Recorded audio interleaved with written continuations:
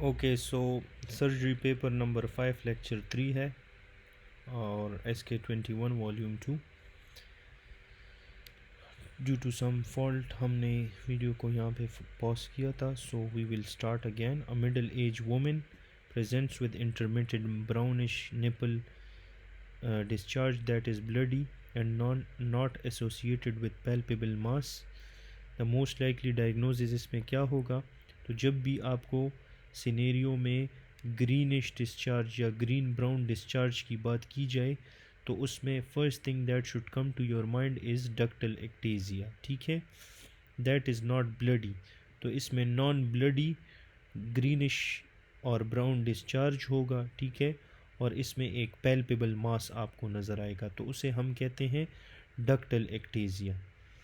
ठीक है, फिर है a woman has chronic swelling of the arm months after undergoing modified radical mastectomy with axillary clearance. What is the most likely cause? तो इसका most likely cause is your axillary lymph node dissection। ठीक है, फिर इसके बाद है a 68-year-old woman presents with eczematous changes of the nipple. Biopsy reveals Paget cells. Which underlying cancer is most likely associated? तो ये आपके साथ क्या है? जब भी आपको पैजेट सेल्स नज़र आते हैं, एक्जिमेटस होगा। ठीक है, तो this is a classical case of ductal carcinoma in situ. ठीक है, ये ब्रेस्ट कैंसर्स बहुत इंपॉर्टेंट है, थोड़ा सा टाइम देंगे 2 मिनट्स में ये सारे हम डिस्कस कर लेंगे। ठीक है, तो ब्रेस्ट कैंसर जो है कॉमनली पोस्ट मीनोपॉज है, often presents as a hard mass. ठीक है, most often upper outer quadrant में होता है। इन्वेसिव कैंसर जो है आपके साथ fix to the pectoral muscle deep fascia, Cooper's ligament में and overlying skin. Nipple retraction और स्किन डिम्पलिंग मिलेगी आपको। ठीक है, इन्वेसिव कैंसर में। अच्छा, usually arise from the terminal duct lobular unit. Amplification over expression of estrogen होती है इसमें। प्रोजेस्ट्रॉन रिसेप्टर और HER2 आपको मिलते हैं। ठीक है, रिस्क फैक्टर जो है फीमेल्स में क्या है? इंक्रीजिंग एज है आपके साथ। हिस्ट्री ऑफ एटिपिकल हाइपरप्लेजिया आपको मिलेगी। फैमिली हिस्ट्री भी पॉजिटिव होगी। BRCA1 और BRCA2 की म्यूटेशन आपको मिलेगी। ठीक है, black patients are at increase risk for triple negative breast cancer. ठीक है, अच्छा, दूसरा फैक्टर होता है oestrogen exposure, post menopausal obesity, total number of increase in total number of menstrual cycle. ये सारे के सारे कॉजेज़ हैं ब्रेस्ट कैंसर्स के। Absence of breast feeding. अच्छा, दूसरा ये है कि मेल्स में क्लाइनफिल्टर BRCA2 म्यूटेशन की वजह से होता है। ठीक है, तो इसमें आपने ये चीज़ें जानना थोड़ा इम्पॉर्टेंट है। ठीक है, जो नॉन इन्वेसिव कार्सिनोमास कौन से हैं आपके साथ और इन्वेसिव कौन से हैं? तो नॉन इन्वेसिव में डक्टल कार्सिनोमा इन सिटू आता है, पेजेट्स डिजीज़ आता है, लोब्यूलर कार्सिनोमा इन सिटू। ठीक है, ये ब्रेस्ट पैथोलॉजी काफ़ी ज़्यादा है। ठीक है, तो ब्रेस्ट पैथोलॉजी में ये चीज़ें भी बहुत ज़्यादा इम्पॉर्टेंट है। ठीक है, लेकिन यहाँ पे अभी हम ये नॉन इन्वेसिव और इन्वेसिव कार्सिनोमास पढ़ते हैं, उसको मैं किसी और वीडियो में आपके लिए कवर कर दूँगा। तो डक्टल कार्सिनोमा इन साइटू में क्या होगा? फिल्स डक्टल ल्यूमेन। ठीक है, और इसमें आपको न्यूप्लास्टिक सेल्स नज़र आएंगे इन द डक्ट। ठीक है, arises from the ductal atypia often seen as micro calcification on mammography. ठीक है, तो आपको क्या डक्टल ल्यूमेन नज़र आएगा? ये आपको यहाँ पे नज़र आ रहा है। ठीक है, डक्टल ल्यूमेन आपको नज़र आएगा। ठीक है, दूसरी बात इन्होंने आपको की है कि ये अराइज करता है फ्रॉम डक्टल एटीपिया। ये आपको माइक्रो कैल्सिफिकेशंस ऑन मेमोग्राफी के साथ दिखेगा। ठीक है, डक्टल DCIS जो है इसमें आपको ब्लडी डिस्चार्ज मिलता है। ठीक है, दूसरी बात यह है कि early malignancy without basement membrane penetration होगा और usually does not produce any mass नहीं होगा। इसमें एक चीज़ याद रखना है, कोमिडो कार्सिनोमा ये एक सब टाइप है DCIS का। इसमें हाई ग्रेड न्यूक्लियाई मिलेंगे with extensive cerebral necrosis and dystrophic calcification.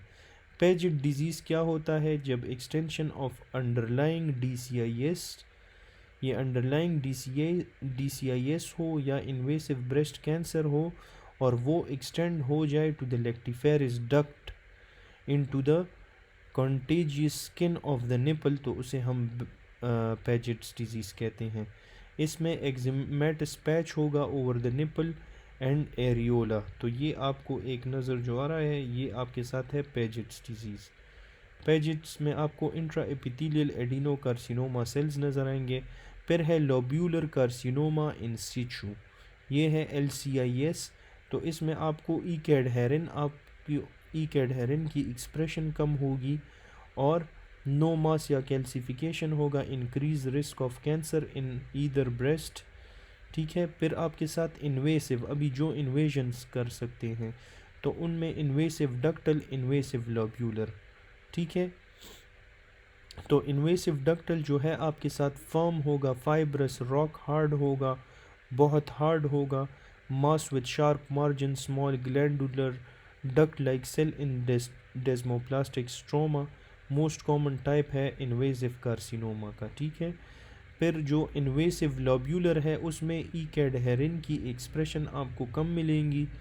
ये आपको लोब्यूलर कार्सिनोमा इंसाइटू में भी ई कैडहेरिन एक्सप्रेशन कम मिलता है।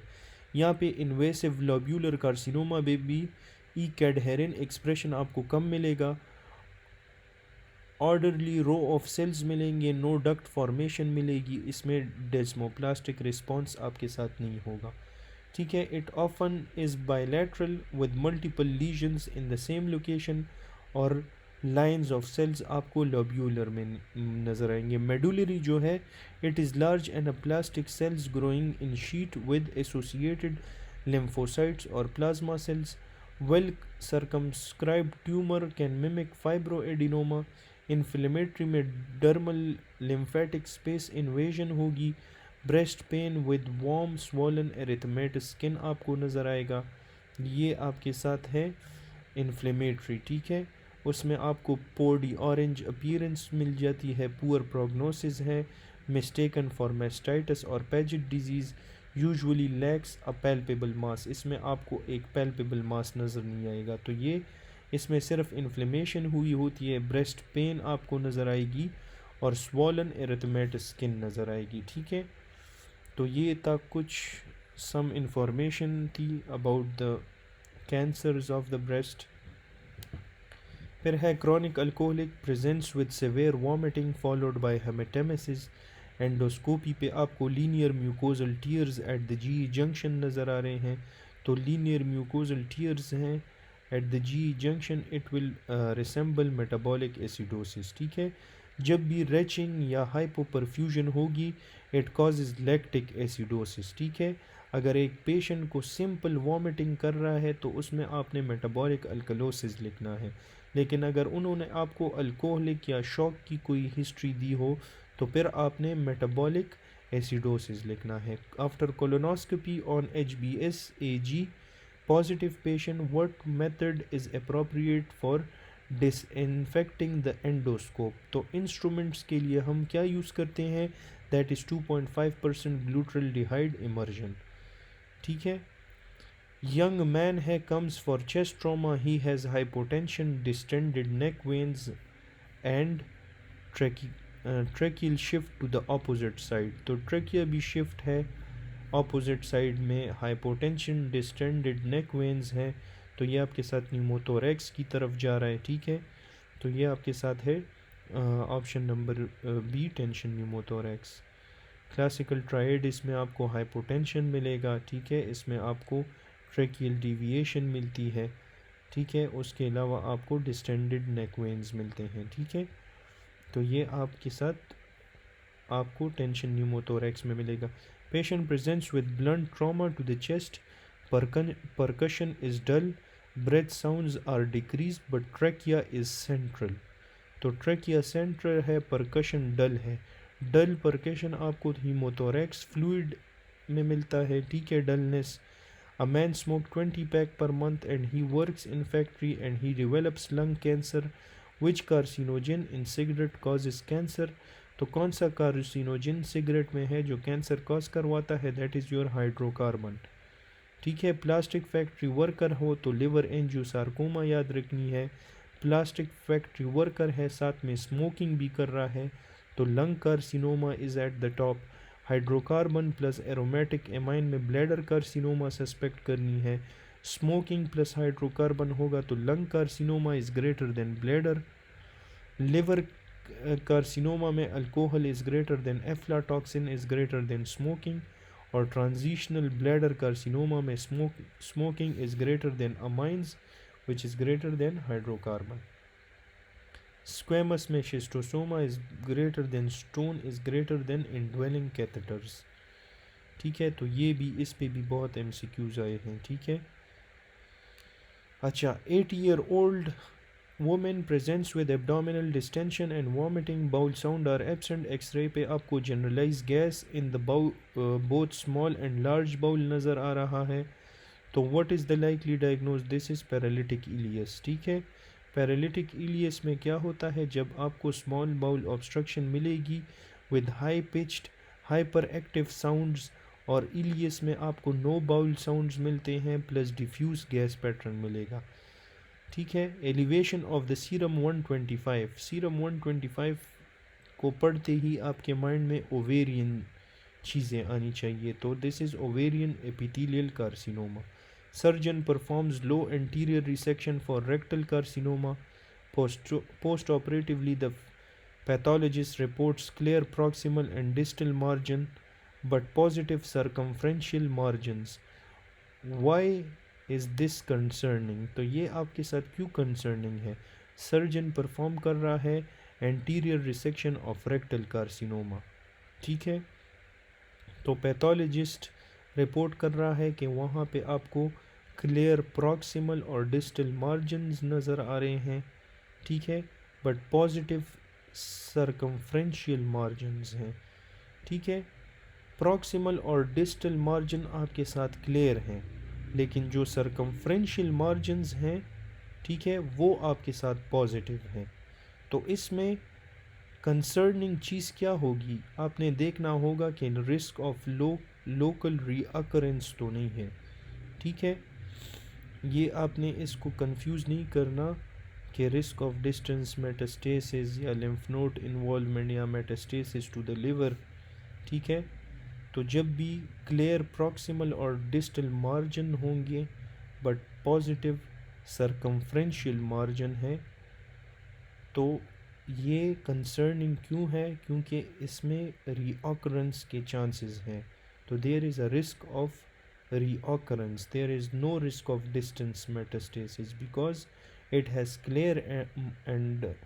clear proximal and distal margins. ठीक है, तो इसको कंफ्यूज नहीं करना है इस MCQ को। Patient sustains a 2 cm penetrating injury at the left fifth intercostal space mid clavicular line, which structure is at risk? तो इसमें आपके साथ internal all of the above are at risk। अच्छा, इंटरनल मेमोरी वेसल्स है, lungs है, left ventricle है।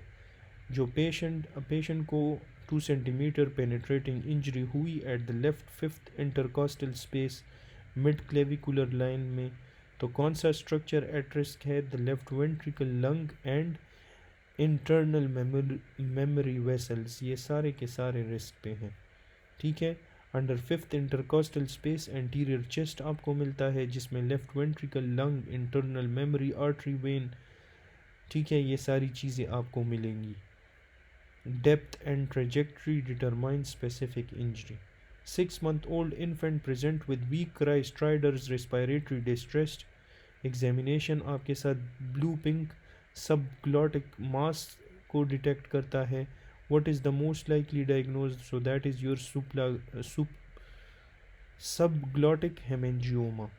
ठीक है, subglottic hemangioma presents with biphasic stridors, weak cry and localized subglottic swelling. 55-year-old woman presents with jaundice, pale stools and multiple gallstones on imaging. What is the next best step? तो उसको jaundice है, पेल stools है और गॉलस्टोन्स हैं imaging पे। तो इसमें आपने ERCP करना है, endoscopic retrograde cholangiopancreatography. During thyroidectomy, which structure poses the greatest risk for injury to the recurrent laryngeal nerve? तो थायरॉयडेक्टमी में greatest risk for injury to the recurrent laryngeal nerve कब होगी? जब आपके साथ लिगामेंट ऑफ बेरी इन्वॉल्व होगा, ठीक है, लिगामेंट ऑफ बेरी। तो ये मैं भी फर्स्ट टाइम सुन रहा हूँ कि थायरॉयडेक्टमी में which structure poses the greatest risk for injury to the recurrent laryngeal nerve, ठीक है। तो कौन सा structure greatest risk for injury करवाएगा? That is ligament of Berry. Don't have any information about this. Recurrent laryngeal is closest to the ligament of Berry, where it enters the larynx. Injury causes hoarseness or vocal cord paralysis. Huntington disease involves defective degradation of which cellular component? Huntington आपके साथ जो है involves defective degradation of proteosomes.